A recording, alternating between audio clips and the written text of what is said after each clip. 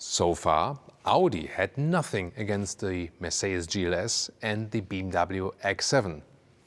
Until now, because it's now time for the Audi Q9, the final reveal here, exterior, interior technology and different powertrains and versions, because standing here right now is the SQ9, the top sporty model.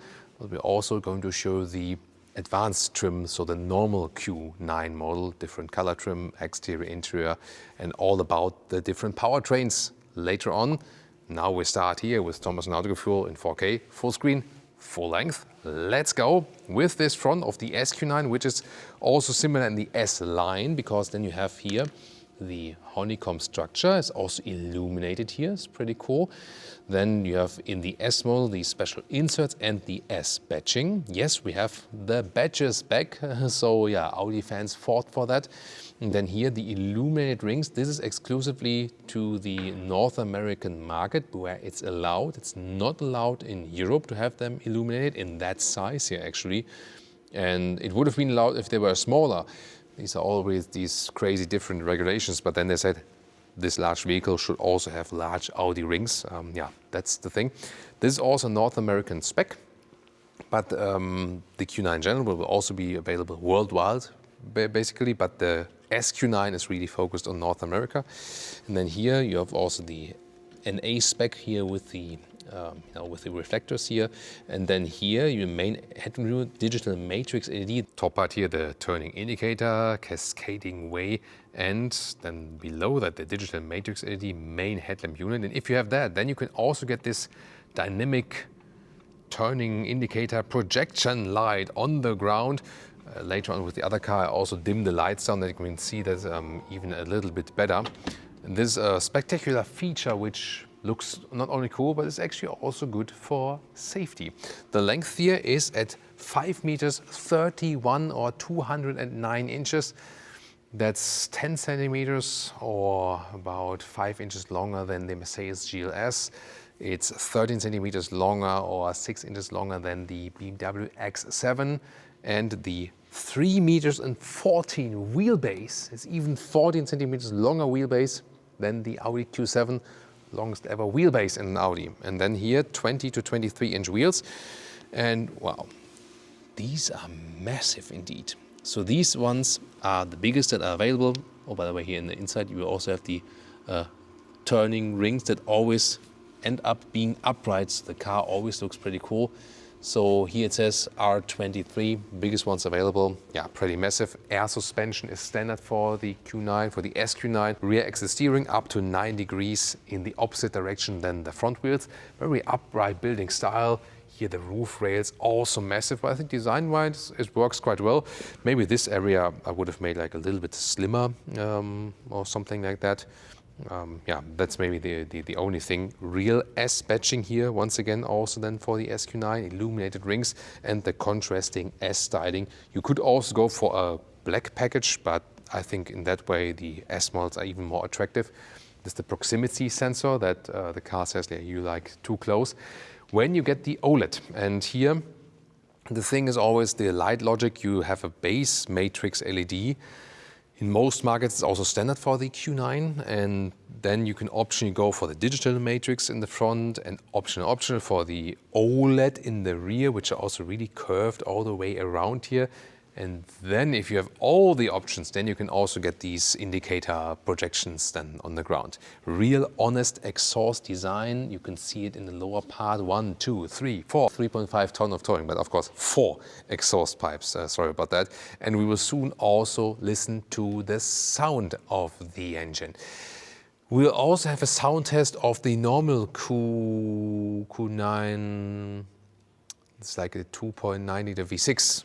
We'll compare that. I can tell you, it will be interesting, the sound of the 2.9 liter V6 so far. So, and then let's take a look under the hood. There we go. That is Daytona gray here, this exterior color. Pretty cool. The other one is a dark blue we have for you today. And then let's open it here, because this is the 4 liter V8 bi-turbo. We have 590 horsepower and 3.9 seconds in the acceleration figure. all Q9 and also Q7 recently presented. They have all-wheel drive with a rear-wheel bias, torsion differential, and this SQ9 also gets the rear differential for an even sportier, for example, accelerating out of the corners and so on. There's, by the way, this fan here for the battery charger. This is like cable underneath, so it doesn't die here in the studio when all the lights are on all day and so on. Yeah, very interesting. So Audi is going like all the way out, larger, bigger, more luxury features on the inside, and all the way on the combustion engine side. There is no electric pendant for this model. We know that the Porsche Cayenne electric is there. So they have in the group the large electric platform, yes, but so far only the Audi Q6 e-tron, which is a brother or sister model to the Porsche Macan on the electric side. This one here all the way about the combustion engines. And with the other blue model, the normal Q9, we'll also soon take you on a tour of the other different engine concepts. So now I want to explore the interior with you together, but maybe one more quick sound check. So when I want to turn on the engine here, electric doors. Here, there we go, also for the rear.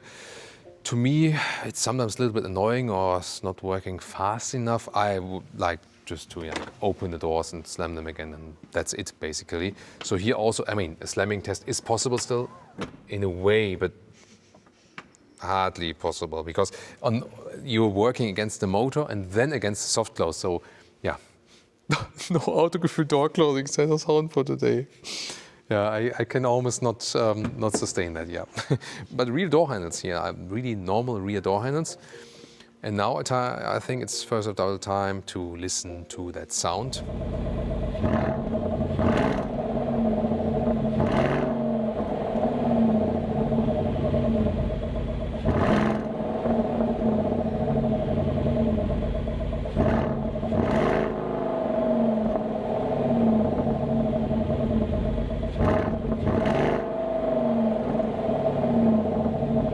Tell me what you think about the sound here with the V8. Of course, you have this growling then, yeah. But you rather really hear it when you're standing behind the vehicle. So me from the front, when I had the windows down, even with the windows down, I could hardly hear it actually. But Leah was in a better position to hear it actually than here. Talking about sound and soundproof, standard for the Q9 here, the lamination, not only in the front for the windows, but even for the rear. Oh, there's this, the shade is going down first. Now the window is going down. Whoa, what a window. Look at that. It's like, oh, there the window is ending. Yeah, also lamination here for the rear windows. And this acoustic pack is standard for the Q9 and it's an option for the Q7 for the smaller brother. Then inside here, everything wrapped. Also here, then open carbon fiber. There's also aluminum or wood available for the Q9 in general. Fabric insert, 22 speaker Bang & Olufsen sound system. It's a great sound indeed. And then also softer for your elbow, for example. And Audi moved back here to the classic controls of the window lever. And also for the mirror here on the outside, and I think it's a good choice. And here for the electric doors, no cover from fabric from the inside of the doors and so on. Then here the S, this would also be the same for the S line and the steering wheel. And they also went back for jog wheels on the steering wheel, that's good. So no more sliders there. Here also for the volume. The rest is capacitive but backlit, and at least you have some kind of feedback right there. And I think they have to put the brightness a little bit higher for the instruments a little bit, but a lot of big bezels around here. This is one criticism point they still need to fix. The seats, I have at the moment the seat belt on there because otherwise the car would issue some warning in this prototype software. Let me just unbuckle it for a second. Then now it doesn't do it.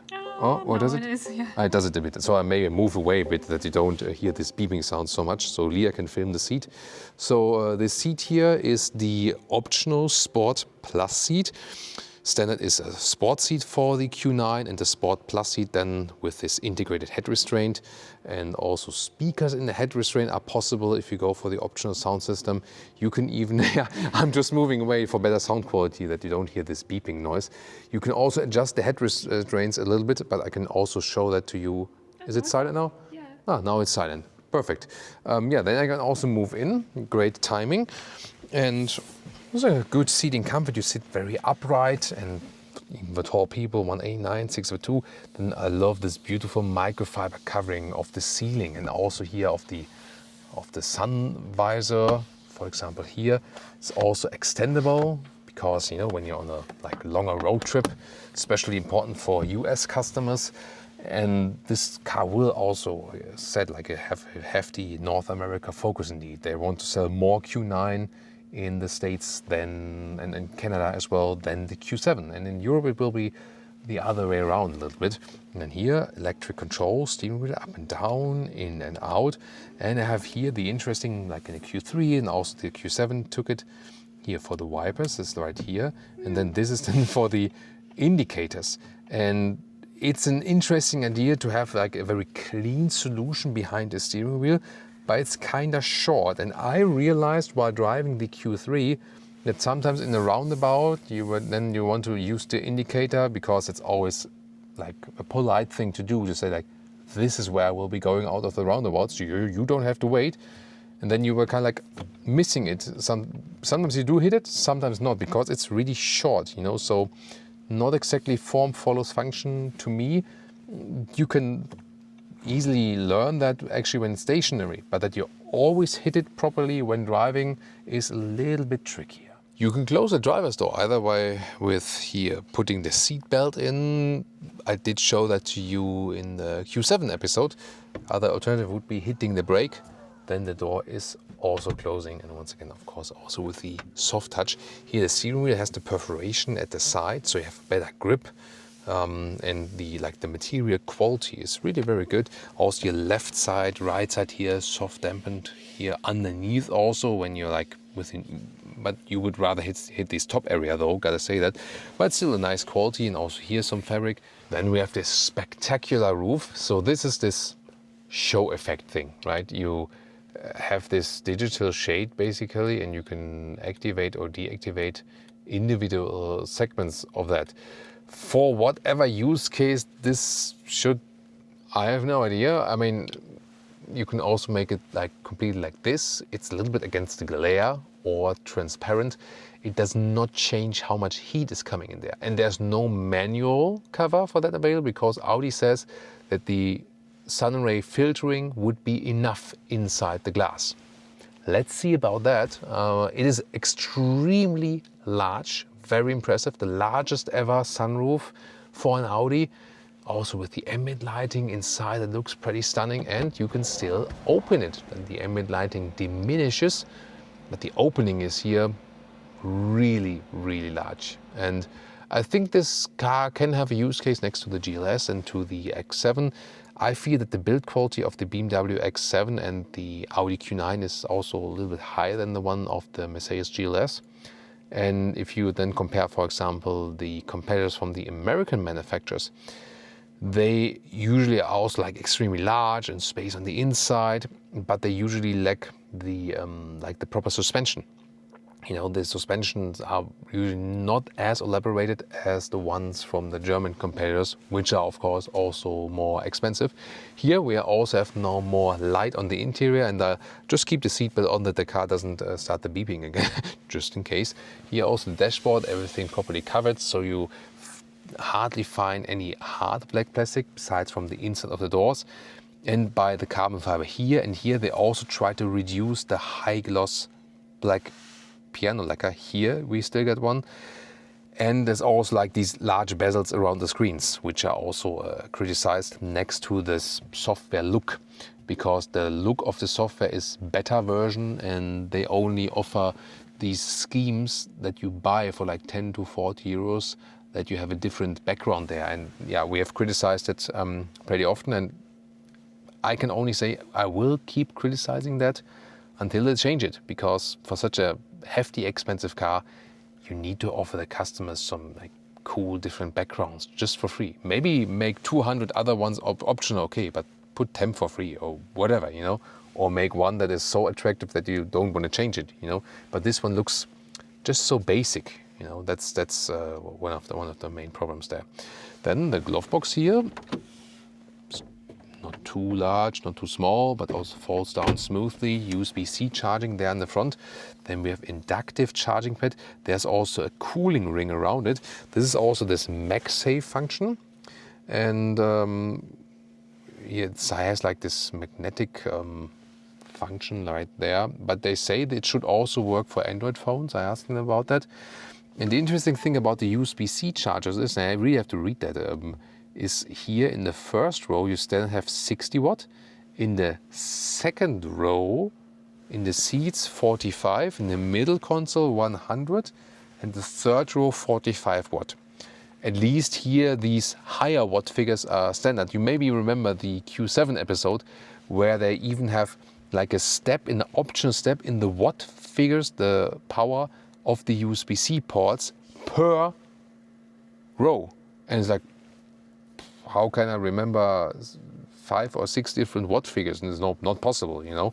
But here at least they always put the higher figures because it's the higher positioned car. You know, like the lamination in the windows is standard and not an option, for example, right? It's really like cozy atmosphere here in the front. As I said, these are Sport Seats Plus with the integrated head restraint. The movement of the head restraint is kind of limited though. Like this is the only movement, you know, like up and down. So, and this is not what I call like well adjustable. Ambient lighting integration right here. There are also speakers when you go for the B&O sound system, and you can optionally go for the 4D sound experience. That means that you have some vibration in the seat from the music. Cool show effect, but long term, I wouldn't exactly agree. What is interesting is that we also have seats which have the seat massage function like this. Like, oh, okay, I can also start it for Leah, for example. Yeah. Whoa! I have put the intensity to very high, and this is like a really elaborated massage function with individual. That's the stuff. Oh, now it's good, yeah. That's the stuff. Yeah, so after 3 studios now. yeah, because done, yeah. today we are filming so many cars once again one day. It's like extremely exhausting, but it can be a good use case also when you had like an exhausting work day for whatever you did for work and then want to enjoy this massage feature. Together, of course, with the Bang & Olufsen sound system, which also sounds amazing. So yeah, I think the seat massage and B&O sound system is good to have these options indeed. Yeah, Leah is usually not the biggest fan of the seat massage functions, but here she seems to be. It's very good. Yeah, that means something. Then the driver POV. Once again, I'm happy that we have the scroll wheels back here, for example, for the volume. Then you can change the views. So this is here, this RPM meter. I can also turn on the engine one more time that you can really properly see that. Yeah, there we go. So I'm glad that we have this view back, because the other views would be just too artificial, you know what I mean? Then we also have a large head-up display and the main infotainment unit. Once again, this rather bland design. Changing the temperature here again is close, but I've seen it worse in the new Audis here, but still not that easy to reach in the lower part. Also for seat cooling, seat heating. It's also a little bit hidden behind the steering wheel, so controlling this while driving is just too complicated. The new Audi interface here, to me, not ideal to control that while driving, honestly. And then here to the car functions. Here Audi Drive Select, for example, with the visualization. Also the air suspension goes up and down, dynamic comfort off-road and so on. So then it goes up, for example. These are interesting wheels, right? It's not the ones we have on there. Interesting. Yeah. And then you can see it also like in the, this is not the SQ visualization. I guess you will have an SQ9 visualization later on in your vehicle, but this is like the normal front grille. We'll also show that to you in the other car. And here with the electric doors, I can also individually open them from here. Seat materials, by the way, this here all the way animal skin. You can also get a microfiber dynamic car seat on the inside at least, but there is no animal-free alternative for an Audi Q9, like in many other Audi models. There's just like 1 or 2 Audi models which are available animal-free, so they're really lacking behind also in comparison to other volume manufacturers. And the reason is not technology. Modern leather-wrapped materials or modern fabrics and so on and microfiber, they are not as good but even better in some performance elements, also from the durability and also how soft they are. So it's not a question of technology. The technology is already, far advanced as for that, and you don't have to miss anything. I feel so passionate about this because I have been living with animals all my life. I had the privilege to do so. I'm really grateful for that. And I also led these animals from beginning to end of their lives. And each time it broke my heart, literally, until today. And that's why I so passionately feel about this topic, because animals are really so deeply important to me in my heart. That's why I also feel with other animals. And I think a modern car interior doesn't need it anymore. When it's not needed for technology, you don't really also need it for any other reason, And Audi is just not getting this idea. Everyone else does, not Audi. Yeah, that is to me a sad thing to experience. But I'm still digging, of course. And this is here not the SQ9, also not the S-Line, because the S-Line would get also like this honeycomb structure in the grille. This is the advanced or the base Q9, and also looks very impressive here with the illuminated front grille. In this vertical styling, large illuminated Audi rings also for the North American market. That's not allowed in the EU spec, actually. And yeah, we can also show the turning indicators once more, because here we can also like easily dim the light. And here in the North American spec again, yeah, I mean, always looks spectacular, right? Also in this very combination here, right? Yeah, that's always a fun thing to do.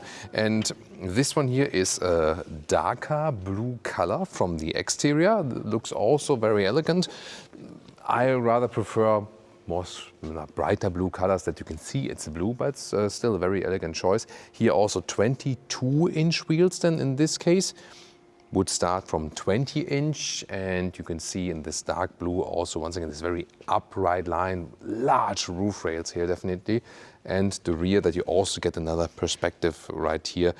Is also, by the way, interesting difference to the Q7 here. The like the boot lip is lower and also is more spacious from the inside. That's also a very interesting thing.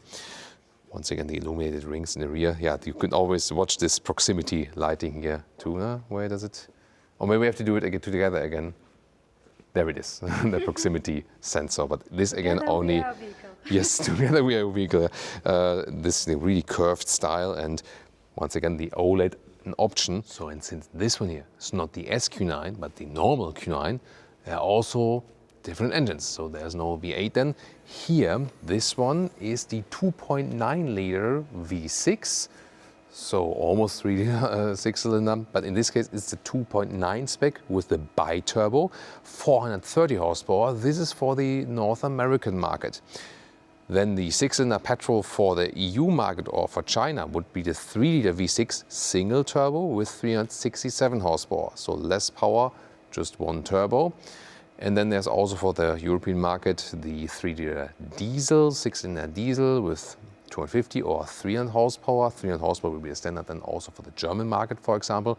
And based on the 3 liter V6 is also a plug-in hybrid in planning. This will also be relevant, especially where it's making sense in a taxation way and so on. But also interesting that due to the different emission laws and so on, they put the 2.9 bi-turbo 6-cylinder for the North American and the 3 liter V6 for the Chinese and for the European market. And all together, of course, always all-wheel drive and always with a rear-wheel bias.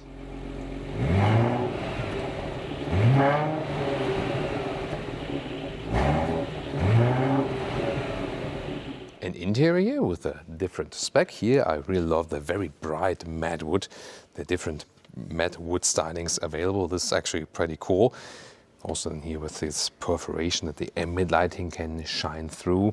And also then here you can see the steering wheel here once again with the matte wood, and this then more this darker brown animal skin. We have attached the seatbelt here, by the way, that the car is not doing some beeping sounds. There's sometimes our these. friend here. Yeah, see our imaginary friend is sitting here. But look at that, the bright wood at the middle console. I think that's, to me, so to speak, the highlight of this vehicle. And the rear is once again also equipped here, in this case, with the captain seats. Remember that you can also get the 7-seater. The captain seats, of course, offer more luxury than when you sit in the rear.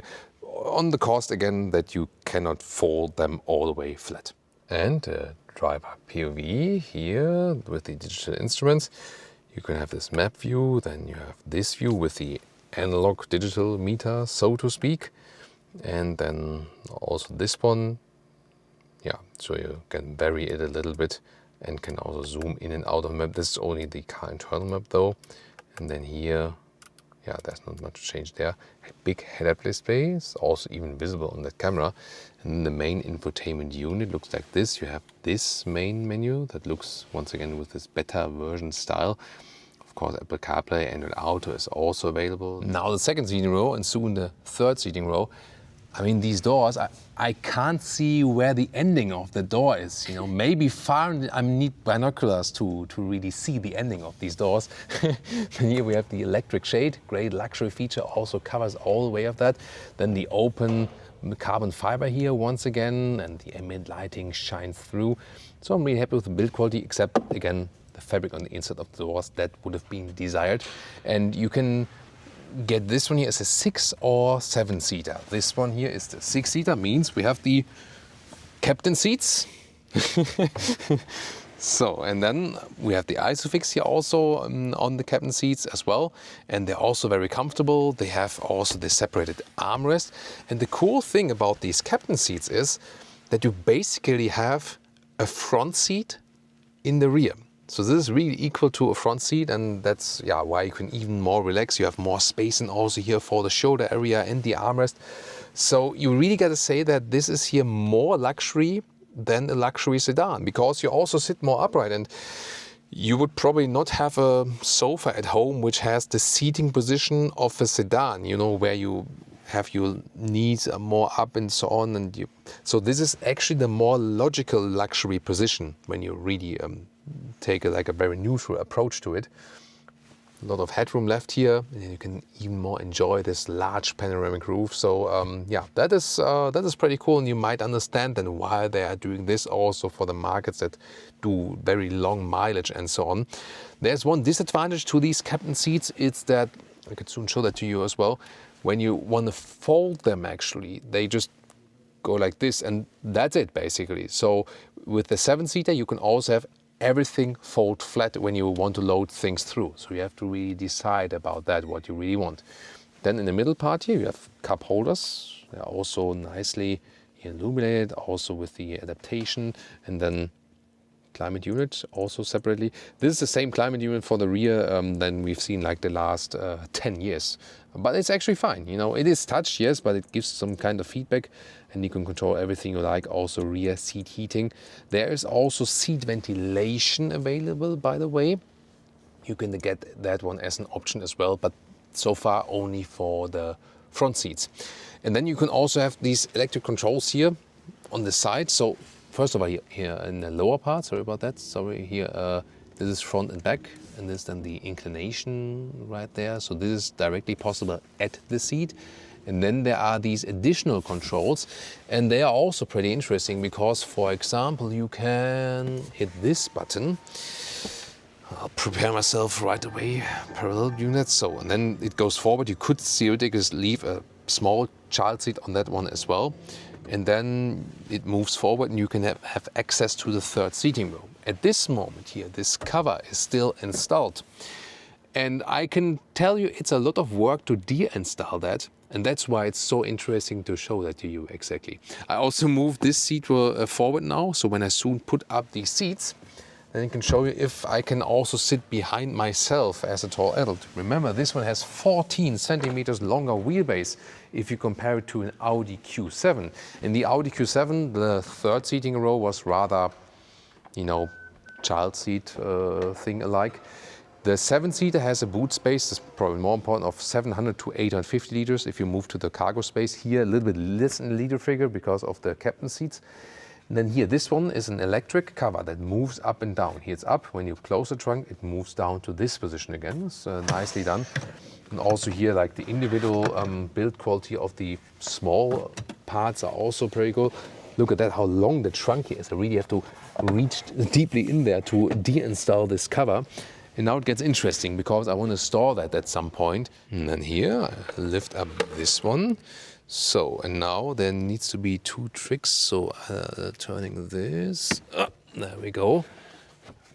So, start disassembling this vehicle. And this small piece, now we have to check that.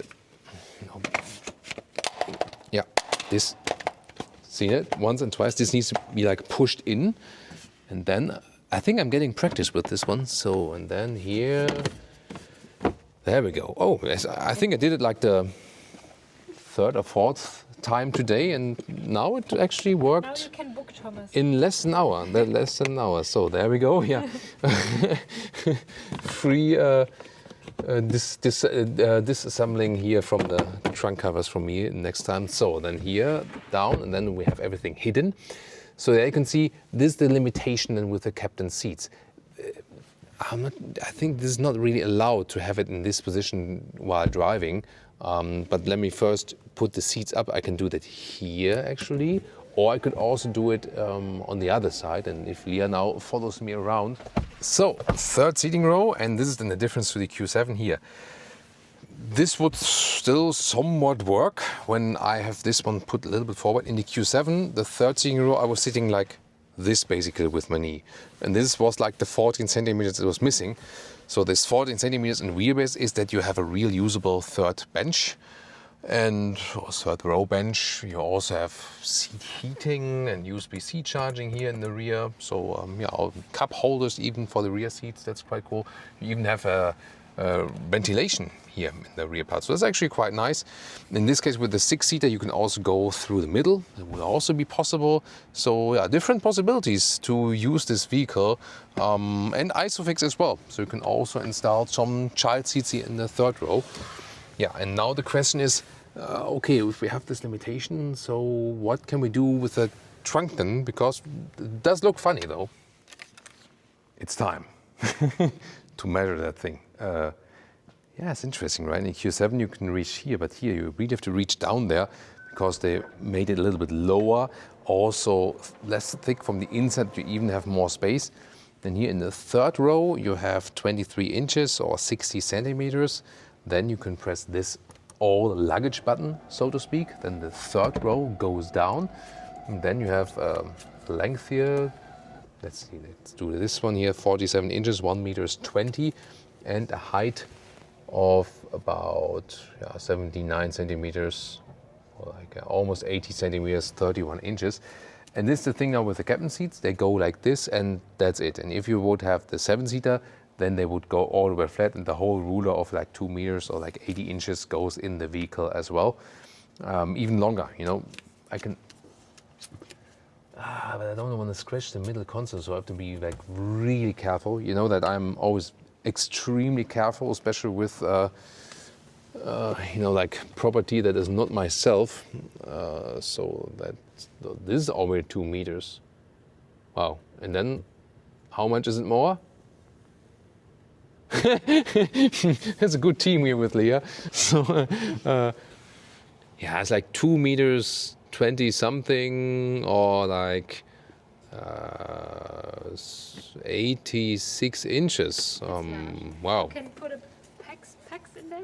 Yeah, IKEA PAX like or PAX like this, you know, like the standard IKEA wardrobe thing. You know, everyone has it at home, right? So yeah, this might. But then you know, of course, yeah, the 6-seater might be a little bit critical of that. So looking forward to if you would prefer the 6 or the 7-seater.